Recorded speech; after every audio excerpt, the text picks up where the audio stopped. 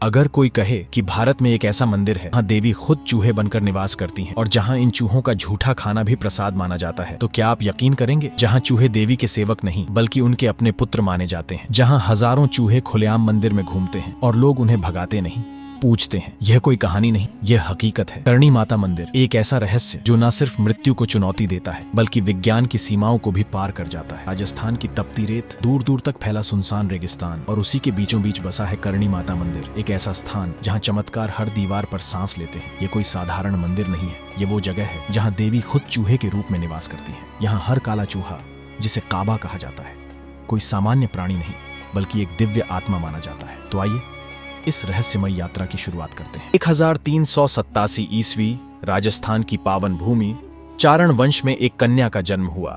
नाम था रणुबाई।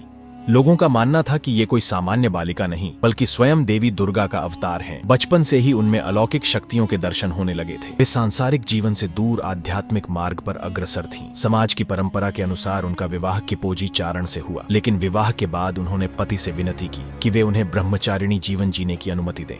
सोचिए, एक स्त्री जो विवाह के बाद भी सांसारिक मोह से ऊपर उठकर तप में लीन हो, ऐसा केवल कोई महाशक्ति ही कर सकती है। करणी माता के चमत्कारों की कहानियां पूरे क्षेत्र में फैलने लगी। मरे हुए लोगों को जीवित करना, सूखे खेतों में हरियाली लाना और लोगों के दुख दर्द को एक स्पर्श से मिटा देना, यह सब उनकी दिनचर्या का हिस्सा बन गया। लोग उन्हें माता कहने लगे और उन्होंने देशनौक नामक स्थान को अपनी साधना स्थली बनाया। वहीं पर एक मंदिर की नींव रखी गई जो कालांतर में अकल्पनीय शक्तियों का केंद्र बना। अब सवाल यह उठता है, इस मंदिर में चूहे क्यों और इतने सम्मान से क्यों पूजे जाते हैं? कहानी कहती है कि एक दिन करणी माता का भतीजा एक कुएं में गिर गया और उसकी मृत्यु हो गई। माता ने यमराज से विनती की, मेरे पुत्र को वापस करो। यमराज ने कहा, अब उसका पुनर्जन्म ही विकल्प है। तब करणी माता ने घोषणा की, मेरे वंशज और भक्त मृत्यु के बाद चूहे बनकर मेरे मंदिर में जन्म लेंगे। और तब से यह मंदिर हजारों चूहों का घर बन गया।